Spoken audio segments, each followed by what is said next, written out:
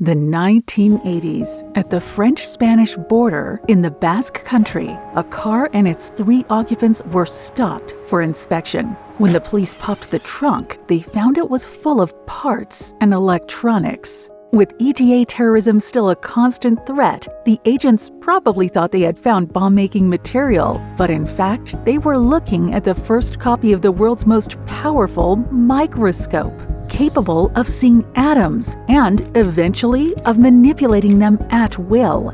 In the 9 chapters of this video, we'll tell you part of its history, the amazing precision of this technology, all the doors it's opened, and how we Spaniards have become experts on it, even manufacturing microscopes for other teams around the world. And to tell this fascinating story, we're lucky enough to have the testimony of some of the people who made it happen. Don Arturo, ¿cómo está? Muy bien, muy bien. Encantadísimo de hablar con usted, la verdad. Fui estudiante de física en la Autónoma y no sabe la de historias que he escuchado. ¿Ah, sí? Claro, por supuesto. Pues mira, yo hice la tesis con Arturo Baró en la primera generación de STMs que hubo prácticamente, bueno, por supuesto en España y prácticamente en el mundo. The history of the tunneling effect microscope, or scanning tunneling microscope, known by its initials STM, began at the IBM labs in Zurich, where 2 researchers brought it into the world. IBM siempre ha dedicado una parte de su dinero, una parte significativa, a investigación. Ocurre que un profesor de este departamento, Nicolás García, por circunstancias conoció a uno de los inventores del STM, Heini Rohrer. Se hicieron amigos y de alguna manera Nicolás García pues convenció a Heini Rohrer para traer un STM a España. Nicolás García era una persona muy persuasiva, ¿no? Persuadió, digamos, a Rohrer para hacer eso. Como ya he dicho, aquí hay una cadena de relaciones humanas.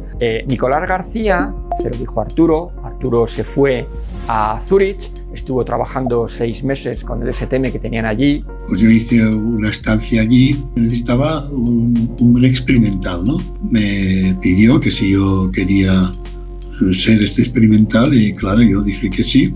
Y estuvo trabajando directamente con el otro inventor del STM, con Gerd Binnig. Pero bueno, digamos, el Binnig era el que realmente desarrolló el microscopio propiamente, el que hacía las imágenes, el que se ocupaba de todo, el que rompía las cosas, iba hasta el final. Si se rompía algo, pues había un técnico, se llamaba Gerber, y él lo arreglaba. Si funcionaba bien, si no funcionaba, pues lo rompía, y al día siguiente llegaba el técnico y lo volvía a poner en funcionamiento, o sea que genial. Bueno, esto pues me inició en el propio microscopio. ¿Cómo entraste en contacto con el STM? ¿Cómo te enteraste? Bueno, mi primer contacto con el STM fue bastante curioso. Estaba en un seminario un lunes allí por la mañana, tal, y joder, yo creía que le estaba contando una cosa súper interesante, pero nadie hacía ni caso. O sea, realmente se pasaban todo el rato mirando hacia atrás, cuchichear allí con un tipo rubio así que estaba derrengado en la última fila, una cara de sueño espantosa y tal, pero no me hacen ningún caso, porque estos tipos qué antipáticos son. Porque, bueno, hay preguntas, comentarios, tal. Y el tipo dice, bueno, yo creo que las preguntas, si las hay, las podemos dejar para después, porque ahora todos tenemos mucho interés en ir a ver esto que ha encontrado Gerd en el laboratorio anoche. Pero bueno, pues me uní a la procesión. Y nos fuimos todos de procesión al laboratorio. Habían tomado las primeras medidas de esta cosa que luego se convirtió en el STM. Fíjate. Y aquello, y claro, esto que hace la barbilla, pues hace así como los dibujos animados, ¿no? Veíamos ahí unas líneas, bueno, pues... Pero claro, simplemente, como puedes imaginar, la perspectiva para un científico joven que hacía cosas de física de superficies, de que se iban a poder ver átomos, era aquello de la cabeza de así, ¿no? ¡Pum! Es como amor a primera vista, ¿no? By this point, you're probably curious to know just what this STM thing is. It's based on the same principle as a document scanner, only it operates on a nanometric scale, over 1,000,000 times smaller than your best ruler can measure. To create it, Binnig and Rohrer had to overcome 3 challenges. First, if you want to scan the nano world, you need a nano-sized sensor, and they've found a way to make one. This is basically an STM. These prongs hold the sample in place and let you move it around, and the tip is in the middle. This is the important part, a kind of needle whose tip is the width of a single atom. How can you even make such a sharp point? Diego is here to tell us. Hay dos métodos, el oficial y el extraoficial. Vale, esto me está gustando. El oficial es que en general lo que haces es coger una punta de platino iridio y le haces un ataque electroquímico y la punta se afila sola, al final acaba en un solo átomo. La versión extraoficial, que funciona bastante bien, es coger unas tijeras de papelería y cortar el hilo de platino iridio con ángulo de 45 grados. Corte limpio. Esto es un arte. Las tijeras tienen una zona que corta mejor que el resto. Entonces, si haces el corte mal no te vale nada la punta, porque te va a quedar gorda. Pero si le cortas justo en ese punto, hace un corte limpio del hilo. Yo he conseguido sacar resolución atómica con eso. ¿En serio? Sí. Hay que tener arte para hacer esto. Incluso lo cutre hay que saber hacerlo bien. Second problem, movement. If you want to scan something that small, you need to be able to move the sensor very slowly and very accurately in the nanoworld. Cogieron 3 barritas piezoeléctricas que al aplicarle un voltaje se estiraban, se elongaban y las unieron formando un trípode, que eran capaces de mover la punta a lo largo de estas 3 direcciones con precisión pues, de fracciones de Armstrong. Una cosa que me parece una pasada es que podáis mover esa punta átomo a átomo. Realmente esa es una de las cosas técnicamente más espectaculares. Si hacemos una extrapolación, es como tener el monte Everest e intentar posicionarlo en torno a 1 centímetro de una superficie, por ejemplo de un plato, en el que hubiese granitos de sal. Claro, en el monte Everest tendríamos que tener un lápiz o algo así, algo muy afilado. Ahora moveríamos ese lápiz encima de los granitos de arena. Wow. Y la cosa sería mantener el monte Everest fijo con una precisión de 10 micras midiendo estos granitos de sal. And the third problem, what do you use to probe this sample? You might think of light, which after all is what most microscopes use. Light hits things, bounces back to us, and conveys information about the objects. However, in the nanoworld, this isn't an option. The reason is that visible light is too large to reveal such tiny details. It can't interact the way we want on the atomic level. A solution might be to increase its frequency, creating light waves short enough to capture these tiny details. The problem is that the higher the frequency of light, the more energy it carries. So when we bombard the sample with that light, we'd basically be wiping it out. We need a new imaging technique. This is where the tunneling effect comes in. To recap, in the nanoworld, electrons have the quantum ability to be delocalized, to not have a definite position. This lets them overcome otherwise insurmountable barriers, which is called tunneling. In this way, you can create a tunneling current, forcing a bunch of electrons to cross a force field which you know is impenetrable, and finding that some electrons have made it through to the other side thanks to quantum tunneling. The useful thing about this is that the tunneling current is very sensitive to the size of the barrier. Make it larger or smaller, and the number of electrons you'll see on the other side changes exponentially. And Binning and Rohrer put that sensitivity to good use in the STM. Watch closely. The STM tip approaches the sample. A force is generated with the aim of creating an electric current between the tip and the sample's surface. But the tip is too far away, and there's not enough force for the electrons to easily jump to the tip and close the circuit. For practical purposes, the gap between tip and sample is a barrier for the electrons, so a tunneling current is generated at the tip. The system that controls the STM detects the intensity of that current, marks the tip's position, and moves it to one side. Now this area of the sample is closer, so the tunneling current will be much stronger. The system detects this and retracts the tip until the current returns to its baseline level. It records the position and moves to the side again. This process is repeated across the entire sample, mapping its surface guided by the tunneling current. That's how you get the image of an atom. Igual que en un tocadiscos, cuando tienes una punta y mides la rugosidad de esa superficie con la punta, lo que hace el tocadiscos es traducirlo en música. Nosotros esa rugosidad la traducimos en una imagen de topografía. El STM te enseñaba los átomos uno a uno. Por ejemplo, allí, esa imagen que hay allí de Nature, esos son pues átomos de estaño sobre una superficie de silicio y además diferencian cuáles son los átomos de silicio de los átomos de estaño, les ponen colores. This is because the STM does more than just show you how the surface is distributed. As electrons are the probe, different kinds of atoms will generate different tunneling currents. We might say that some pull their electrons more than others. The STM not only tells you where the atoms are, but also what elements they belong to. But special conditions are required to achieve all this, which brings us to the heart of the microscope. Lo que hacemos es meter esto dentro de esta campana. Al final, todo este armatoste que se ve es básicamente una campana de ultra alto vacío y un criostato. Porque claro, si tú quieres estudiar una superficie metálica de nosotros en nuestro caso, por ejemplo, grafeno, si tú la dejas al aire, al final todo se contamina, sobre todo en moléculas de agua. Entonces lo que necesitamos es aislar nuestro STM de todas las frecuencias posibles. Tenemos por un lado aquí, por ejemplo, estos son las patas neumáticas que aislan en ciertas frecuencias, luego dentro hay un sistema de muelles, incluso los cables que se conectan al microscopio, llegados a un punto tienen que ser muy finos, del orden de 1/3 de un cabello humano, para que no transmitan las vibraciones mecánicas que llegan. Si tú quieres poner un objeto macroscópico, una punta, a una distancia de 2 distancias atómicas de otro objeto macroscópico, que es la muestra, de alguna manera tienes que evitar que haya vibraciones.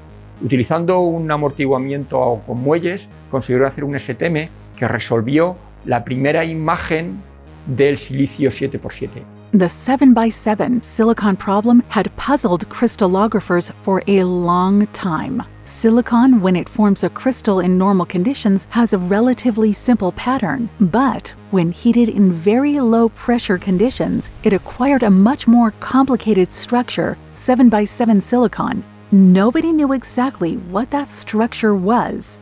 Se escribieron artículos sobre eso, sobre cómo era la reconstrucción del silicio. Bueno, había un montón de modelos. El STM llegó, sacó una imagen del espacio real y se acabó el problema. Esa fue la imagen que les valió el premio Nobel.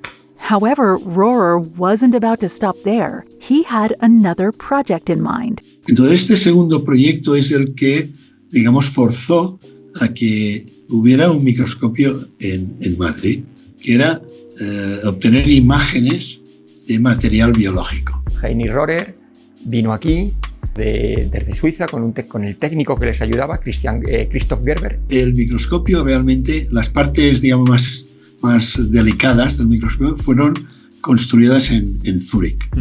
Cuando ya estaba el STM hecho, lo metieron en la maleta del coche, vinieron aquí a Madrid haciendo alguna que otra parada para tomarse unas cervezas y estas cosas. Casi que puso una condición que fue la de, vale, pero nos llevamos en coche y nos damos un paseo por España y vamos viendo y vamos... Entonces, efectivamente, en la frontera, se ve que los aduaneros vieron una cosa un poco rara.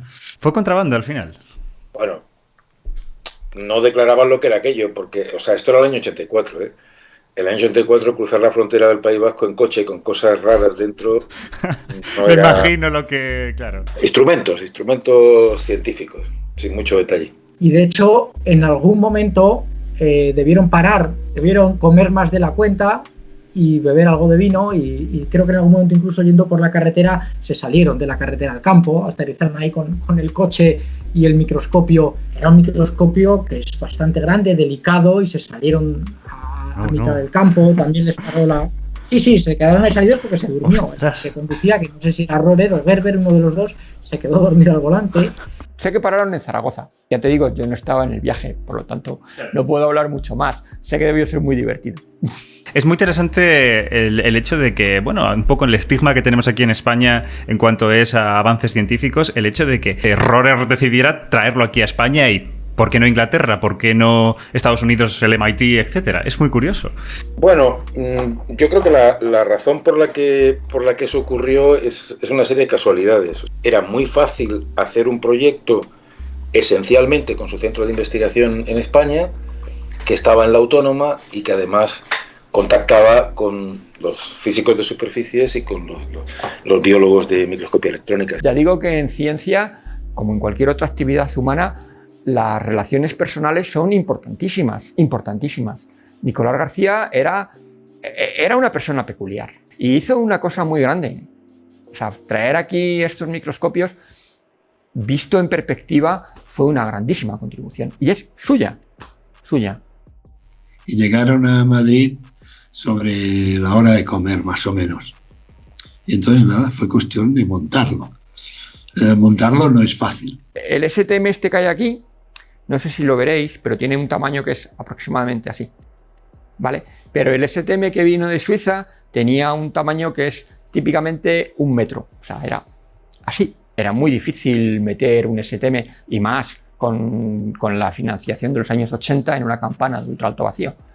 Porque yo había visto que allí en IBM, aunque no lo usaban al aire, funcionaba en condiciones no de ultra alto vacío, sino en condiciones de alto vacío. Entonces yo pensé, bueno, vamos a probar si funciona al aire.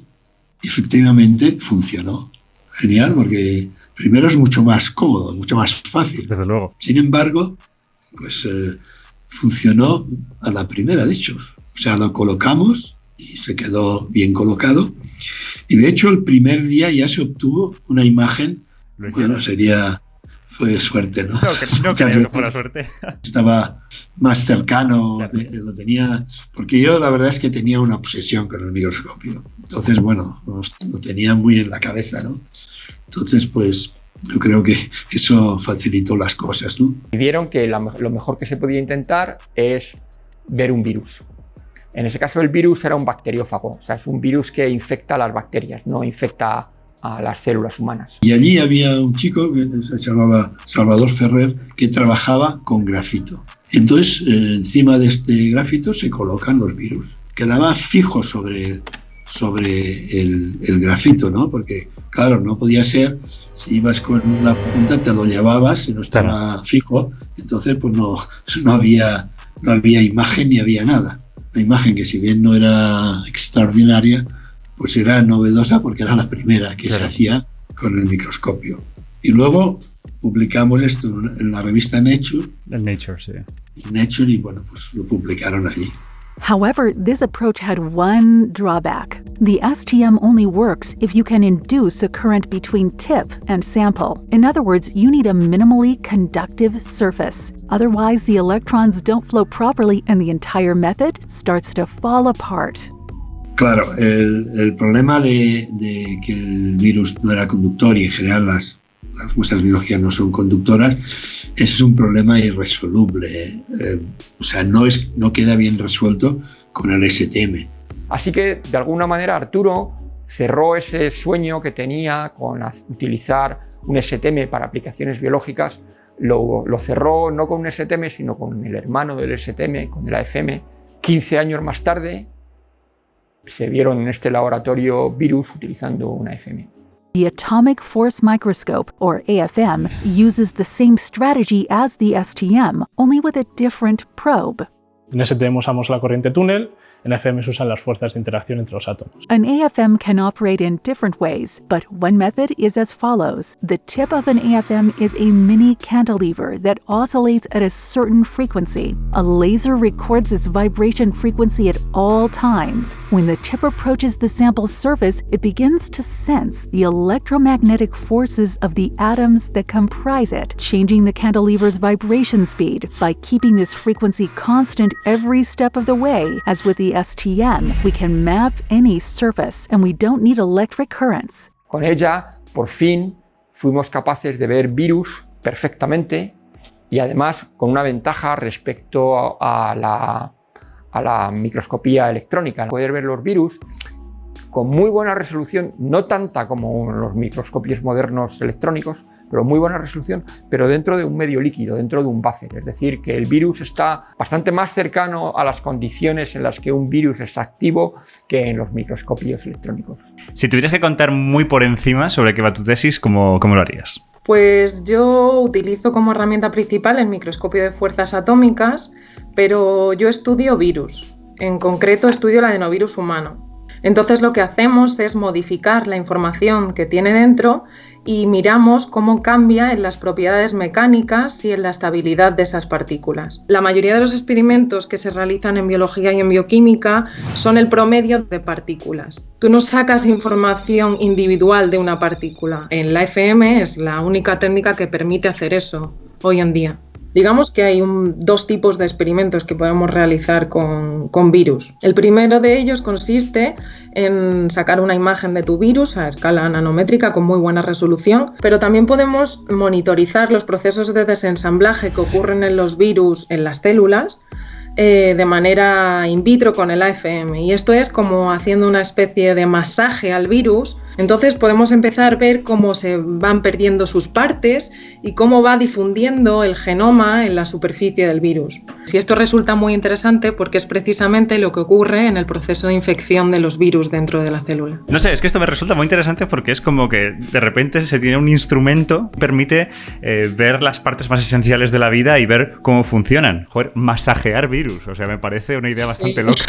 O sea, realmente las cosas que se hacen con la microscopía de efecto túnel suena un poco a ciencia ficción cuando uno no conoce el campo, porque lo primero es que te permite ver los átomos, lo cual es increíble, vamos.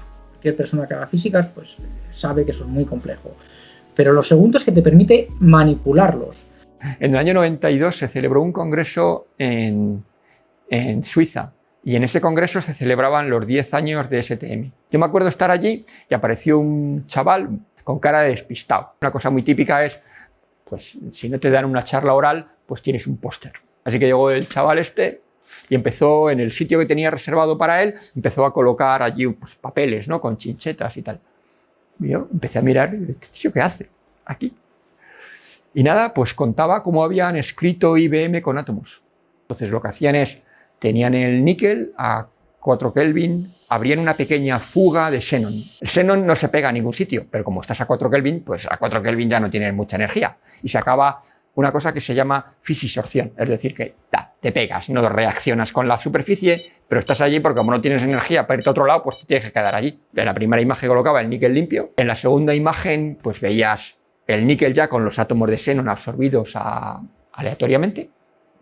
Y entonces a continuación lo que iban haciendo es con la punta, iban cogiendo cada uno de los átomos y moviéndolos por la superficie y formando las letras IBM. Entonces te ponían imágenes en las que se veía cómo se iba formando la palabra. Y aquella fue la primera demostración de que la humanidad podía mover los átomos uno a uno. Claro, os podéis imaginar, yo me quedé. De hecho, creo que lo ha comentado un compañero de laboratorio hoy, que creo que han hecho un transistor con solo 2 átomos. Porque si tú puedes manipularlos, puedes hacer circuitos a nivel atómico, con átomos individuales. Si puedes hacer un transistor a escala atómica, puedes meter transistores a porrón. Hacen memorias de tamaño de una micra en la cual son capaces de tener un procesador de una K, por ejemplo. Bueno, actualmente es que la técnica ha avanzado. La cosa más prometedora que hay ahora mismo es el High Speed AFM. Es una AFM que permite medir dinámica molecular. Las personas que tengan relación con la biología saben que las proteínas cambian su conformación de manera muy rápida. Se han visto procesos de dinámica celular, cosa que no se había podido ver antes en tiempo real. Con el estudio de nuevos materiales, de la superconductividad, de los aislantes topológicos, no hubiera sido posible sin el STM, y más me sorprende después de ver cómo la gente con un microscopio de fuerzas atómicas fue capaz de ver enlaces atómicos. Eso me parece espectacular. Espérate, esto me has pillado completamente desprevenido. Con una FM lo que tú ves es el palito que pintamos que une los átomos para formar una molécula. El hombre es capaz de mover un átomo y ponerlo donde quiera, lo cual era espectacular, pero es que está avanzando tanto, donde ninguno nos esperábamos, que eso se empieza a automatizar. Y entonces realmente se llegan a hacer estructuras muy grandes. Por ejemplo, se crean incluso materiales que no existen, simplemente colocando moléculas de CO con la geometría que uno quiere y le da las propiedades topológicas que uno desea. Yo estoy, por ejemplo, ahora con un proyecto donde queremos hacer de forma autónoma que estos microscopios sean como una especie de impresora, en vez de 3D, 2D, a escala atómica. Y lo queremos. Que digamos que es una cosa que realmente no ha encontrado su utilidad. Ya había gente, yo diría pirados, ¿no? Porque pensaban en cosas de nanotecnología, que este microscopio de efecto túnel se está acercando a ideas que ya estaban. Efectivamente, mover átomos, máquinas. Entre medias de eso, una cosa que yo hice con un compañero mío, ahora está malito y si le puedo dedicar esto, me gustaría dedicarles, José María Gómez Rodríguez. Nos dedicamos a, como ya decía, no había ordenadores y no había programas que te permitieran pasar los datos de STM, que son voltajes, a una imagen. Así que hubo que hacer los programas y hubo que hacer la automatización y eso fue la base para crear en el 98 una empresa que se llamaba Nanotec Electrónica. Porque claro, yo soy catedrático y tal, y en mi familia no hay nadie que sea funcionario.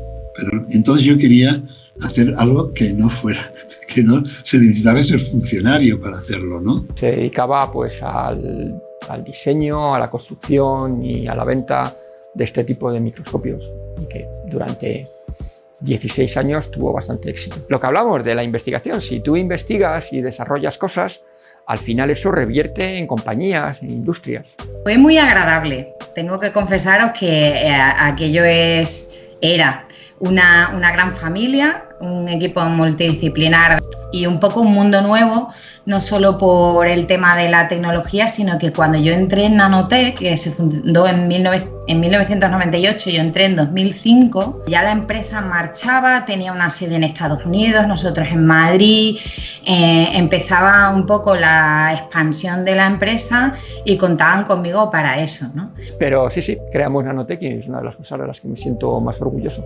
Estoy muy satisfecho. Pero ahora que lo veo con más perspectiva me impresiona más aún, ¿no? Que una empresa española le hablara de tú a tú a una gran empresa, por ejemplo, de Estados Unidos, que de hecho uno de los puntos fuertes de Nanotec es que teníamos un software maravilloso que era abierto y que leía cualquier fichero de cualquier microscopio de efecto túnel o de fuerzas atómicas del mundo. Con lo cual eso no le gustaba tanto a la competencia. Es el programa que usa toda la comunidad de microscopía, tanto de fuerzas como de efecto túnel. Tengo entendido que hubo algún pique con alguna empresa estadounidense en algún momento, ¿no? Bueno, sí. Llegaron a venir en un congreso que estuvimos en un March Meeting en Estados Unidos, en Denver, con los abogados a nuestro stand a decirnos amigablemente que bueno, que eso que hacíamos nosotros de que nuestro software pudiera leer sus datos y tal, que eso no les parecía muy bien y que igual iban a tomar medidas contra eso, pero bueno, no pasó nada. Hay una persona que trabajaba en Nanotec que era el que se encargaba de hacer las instalaciones. Este hombre ha instalado microscopios hasta en Etiopía. Contaba, dice, es que yo estoy aquí en Etiopía instalando una FM, que es una cosa así como high-tech, ¿no? Y no tienen carreteras asfaltadas. Además, el equipo, no sé si lo sabes, pero el equipo llevaba la marca España en su nombre, porque el microscopio se llamaba Cervantes. Eso no lo sabía, Cervantes. Sí, sí. Y la electrónica se llamaba Dulcinea. Y el logotipo de Nanotec también tiene su historia. Cuando das una explicación de un microscopio de fuerzas, pues siempre pintas la punta y la superficie, claro. ¿Vale? Entonces, al final, pintar la punta y la superficie siempre es así, que claro. Es el logotipo. Cruzamos fronteras y a veces llevamos equipo llevamos equipo para medir allí cosas. A mí me han parado en la frontera de Japón, me han parado con una electrónica llena de cables en el aeropuerto. ¿Y esto qué es? Tal, no sé qué. Date cuenta que acababa de pasar el 11S, afectó a todo el mundo y a las empresas que viajábamos. Viajar con un equipo que se llamaba Atomic Force Microscope, cualquier cosa atomic en un aeropuerto. Si tú dices que tú llevas un microscopio de fuerzas atómicas, a aquello les preocupa muchísimo porque se cree que va a ser una bomba nuclear o algo así. Realmente es un instrumento absolutamente inofensivo. Hombre, se lo puedes tirar a alguien a la cabeza, pero no, fuera de eso no hay mucho más. Cuando pienso que viajábamos con un microscopio de fuerzas atómicas en la maleta. Pero sí. O sea, claro, Nanotec, a su vez, los clientes le pedían hacer desarrollos específicos para ellos. Y Nanotec lo tenía que hacer. Muchos de esos desarrollos los hacíamos en conjunto con el laboratorio porque nos venía bien y luego los utilizábamos nosotros. Era una relación muy simbiótica. ¿no? Esta es mi opinión, ahora visto desde más con perspectiva, ¿no? Eso no es lo mejor. Claro, una empresa lo que tiene que hacer es sacar un microscopio y volcarse en una idea. Luego, si saca un segundo microscopio, bueno, es una segunda etapa, pero no, digamos, de la manera en que se hizo, en que no había primera, luego segunda, luego tercera, sino que entre primera y segunda era un continuo de cosas, pues tenía estos defectos, ¿no? Lo digo en tono jocoso, ¿vale? Pero siempre lo digo. Si nosotros hubiéramos sido alemanes en vez de españoles, yo probablemente ahora sería rico. El mercado científico alemán es, ¿qué? Típicamente 10 veces mayor que el español. Entonces, claro, nosotros vendíamos por todo el mundo, pero tu país base, ahí es donde empiezas a crecer. Bueno, Nanotech cerró porque, como digo, si bien teníamos proyección mundial, el mercado genuino de Nanotech, el mercado más fácil para Nanotech era el mercado español. Después del 2012 no había dinero en la investigación. Nada, cero. O sea, cayó. Si yo volviera a montar una empresa, pues lo haría de otro modo, claro. Y Julio también, y todos hemos visto las cosas que han pasado y bueno, pues se coge experiencia, ¿no? Pero bueno, yo me quedo con lo bueno, que es que realmente pues Nanotech ha quedado y bueno, yo creo que hay mucha gente que tiene este microscopio. Es una lástima. Nanotech formó a mucha gente muy buena, que, bueno, se me nota, ¿no?, que estoy orgulloso de eso. Fue una pena, porque realmente yo creo que es una empresa que merecía la pena, que realmente la tecnología era buena, era muy buena, ¿no? Yo sigo teniendo Nanotech en mi laboratorio, por supuesto. Una de las grandes cosas muy importantes que hacemos nosotros es que construimos nuestros propios sistemas. Nosotros diseñamos y construimos nuestros propios microscopios. Eso es algo que realmente ningún otro grupo en España hace, desde luego en microscopía, y es algo también que a nivel mundial pues pocos grupos hacen. Trabajamos muy intensamente en los materiales 2D, en materiales de tipo grafeno. Y ahí pues hemos hecho una contribución muy importante. Ha sido sobre una superficie de grafeno, depositar átomos de hidrógeno, y esto lo que hace es vuelve al grafeno magnético de manera local. Hemos visto cómo los momentos magnéticos que crean estos átomos de hidrógeno se extienden muchísimo más que ningún otro material, cómo hablan los momentos magnéticos de dos átomos de hidrógeno que están colocados en el grafeno en función de dónde lo pongamos, los movemos. Ahí digamos que hemos creado un campo a nivel mundial. Algo que el grafeno no tenía, que es una propiedad como el magnetismo, somos capaces de inducírsela a través de la manipulación de átomos individuales sobre la superficie. O sea, ahora mismo hay una competición para tener el STM funcionando en ultra alto vacío a la menor temperatura posible, 15 milikelvin, y con los campos magnéticos más altos posibles. Sabiendo usted que ha sido uno de los precursores, uno de los que básicamente ha fundado la técnica, ¿cómo ve, ahora viendo todo este panorama que se ha formado, la cantidad de jóvenes científicos que están explotando esta técnica, ¿qué se siente? Bueno, una gran satisfacción, ¿no? Un orgullo, ¿no? En ese sentido es muy probable que ahora nos estén viendo un montón de chavalitos y chavalitas que a lo mejor quieran entrar a este mundo de la investigación. Claro. ¿Qué les dirías?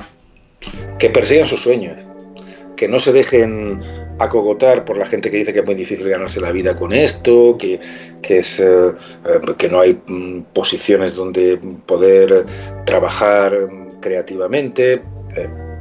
No es verdad. Esta cosa adentro, ¿no? Es este fuego interior que te lleva a la investigación, no es muy grande. Pero tenemos la obligación todos de preservar esa pequeña fracción de los jóvenes que puedan tener esa inquietud y pasarles la antorcha. Y al final lo que te das cuenta es que en el laboratorio siempre hay te transmito mi conocimiento y de ti lo que espero es que lo llevas un poco más arriba y que al siguiente le enseñes lo que ya sabes.